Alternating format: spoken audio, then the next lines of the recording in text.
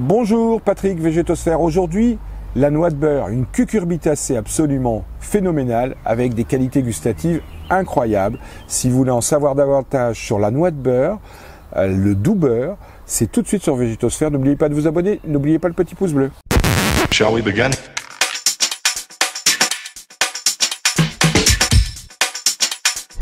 Nous voici en présence d'une cucurbitacée que je veux vous faire découvrir. On commence à la trouver sur les étalages, mais c'est pas encore le succès phénoménal de la courgette. Et pourtant, elle a beaucoup de qualités.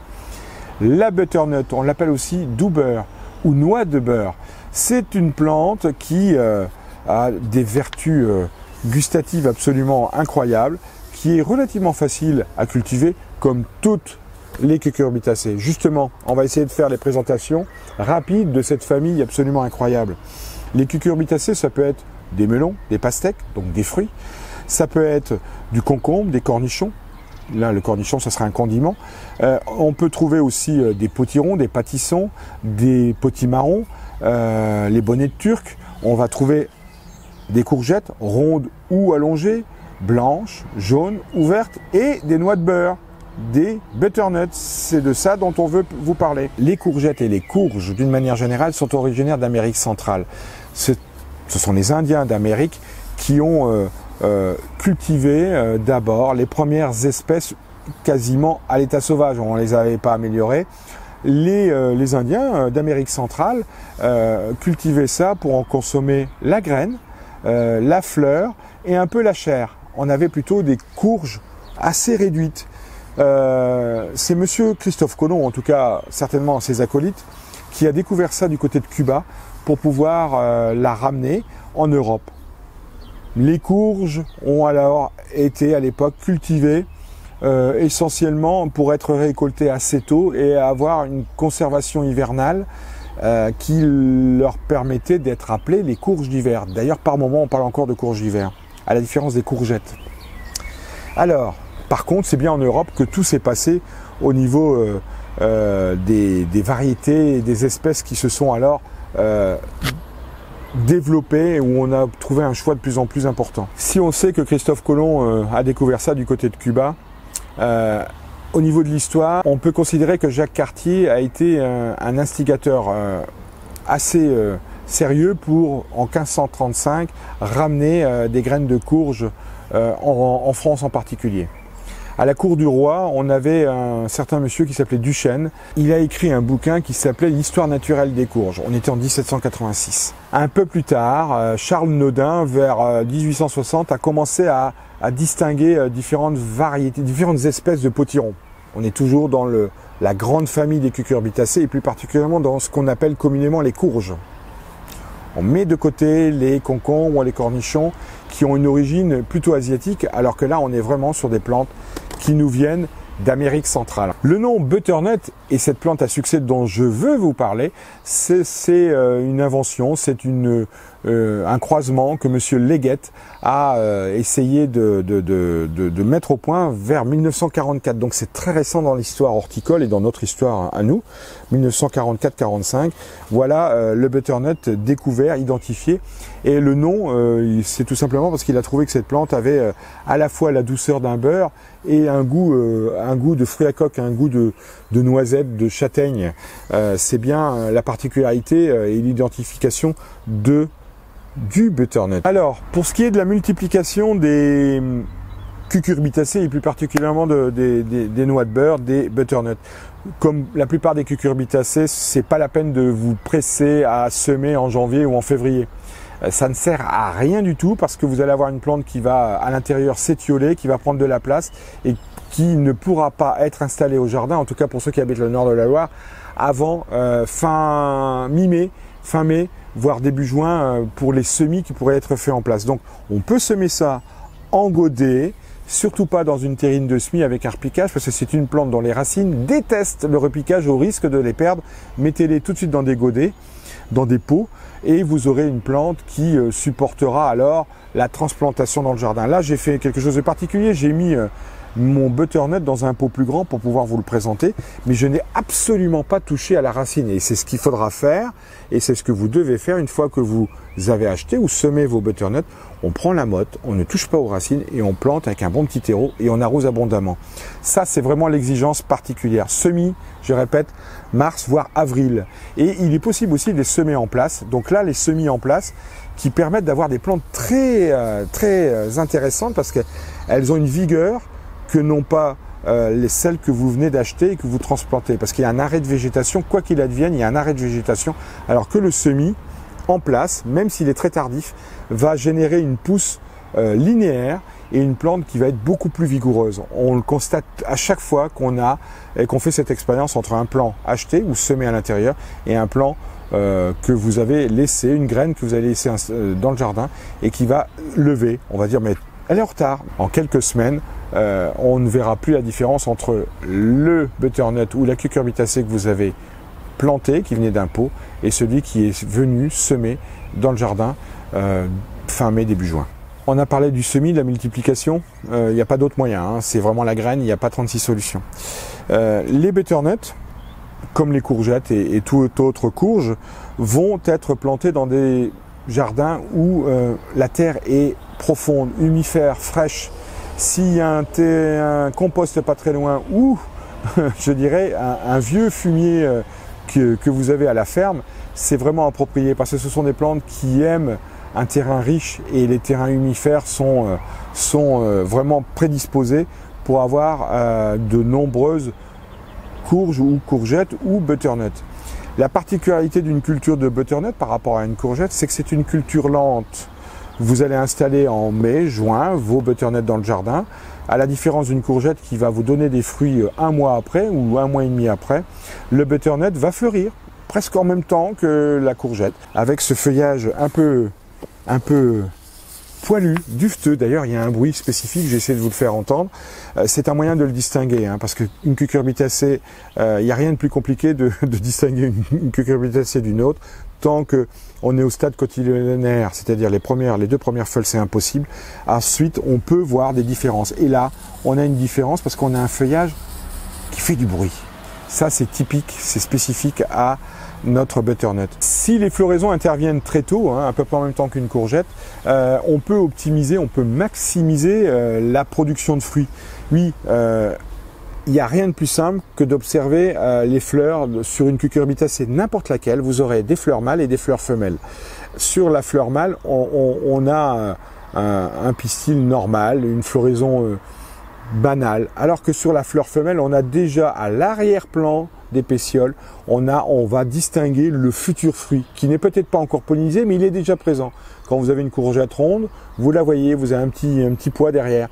Quand vous avez une courgette jaune, vous avez déjà ce petit embryon de courgette jaune qui est présent, qui n'est certes pas pollinisé. Et pour cela, il n'y a rien de plus simple. On prend un pinceau, on va aller prélever du pollen sur les fleurs mâles, si possible sur un autre butternut, sur une autre courgette, et on va venir le déposer sur les fleurs femelles pour faire le travail des abeilles, ni plus ni moins. Et là, vous allez avoir une production qui va être clairement plus importante. D'autant plus que la courge et la butternut en particulier est une culture dont la récolte et la production est très lente. Si ça fleurit en même temps qu'une courgette, la récolte, les fruits arrivent à maturité vers août-septembre. Donc ça reste très longtemps dans le jardin avant de pouvoir être récolté. Moi, je les récolte en général en septembre. N'oubliez pas, je suis en Alsace. Donc c'est très lent. Et tant qu'à faire, autant avoir le maximum de fruits sur le pied. Un pied va fournir entre 3 à 5, voire 7 butternuts. 7 butternuts, il faut qu'il ait de l'énergie parce que là, il faut à boire et à manger. Donc justement, si la terre est humifère, on va trouver un peu d'engrais. On peut apporter des engrais bio, type tomate, je l'ai dit. On peut avoir du fumier, ça c'est le bonheur. On peut avoir de la paille autour du pied. Ça va lui permettre d'avoir de la fraîcheur et donc de l'humidité. Et si c'est exposé plein soleil, il ne faut pas hésiter à arroser parce que c'est une plante qui, souvent, en fin de journée, dans une journée à 35-40 degrés, ça arrive malheureusement, j'ai bien dit 35-40, le feuillage est complètement flagada. Ça se redresse un peu le soir, mais la plante vous dit qu'elle a soif. Donc il faut pallier à ça et arroser, ça permettra d'alimenter beaucoup mieux les fruits qui sont en cours d'épanouissement, de grossissement, voire de maturation si on est en fin d'été. Justement, la récolte, j'ai dit, août-septembre, voire début octobre pour les endroits les plus doux. On va attendre que la noix de beurre soit beige. Elle est verte au début, elle va très rapidement se colorer en beige, crème. La récolte ne peut se faire que quand le pédoncule, ça c'est la partie qui tient le fruit sur la branche, devient beige, voire brune. Donc de la même couleur, voire plus foncé que le fruit. Ça, c'est un indicateur pour dire que le fruit est en cours de maturation ou il est mûr. Et quand vous cueillez la butternut, ne cassez pas le pédoncule, coupez le pédoncule de telle sorte qu'il reste attaché sur le fruit. On a là l'avantage d'avoir un fruit qui va avoir une conservation extraordinaire. C'est de l'ordre de 3 à 6 mois. J'ai bien dit de 3 à 6 mois. Si le pédoncule est présent, vous irez à 5-6 mois sans aucun problème. Si vous avez ôté le pédoncule en cassant, vous aurez un fruit qui va se conserver 2 à 3 mois. J'ai bien dit fruit, hein. Il faut bien savoir que la courgette, le cornichon, la butternut sont bien des fruits qu'on consomme comme des légumes. Biologiquement parlant, en biologie pure et dure, c'est bien un fruit qu'on consomme comme un légume. Alors que vous avez des melons qui sont des fruits qu'on consomme tels des fruits. Idem pour la pastèque. Juste un petit aparté.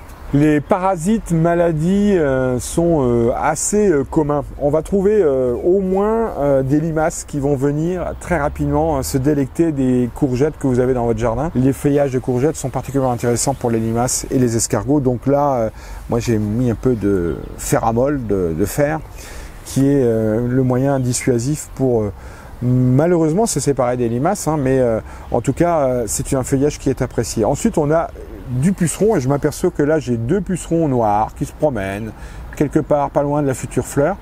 Donc les pucerons sont communs aussi, hein, feuillage tendre, turgescent, gorgé d'eau.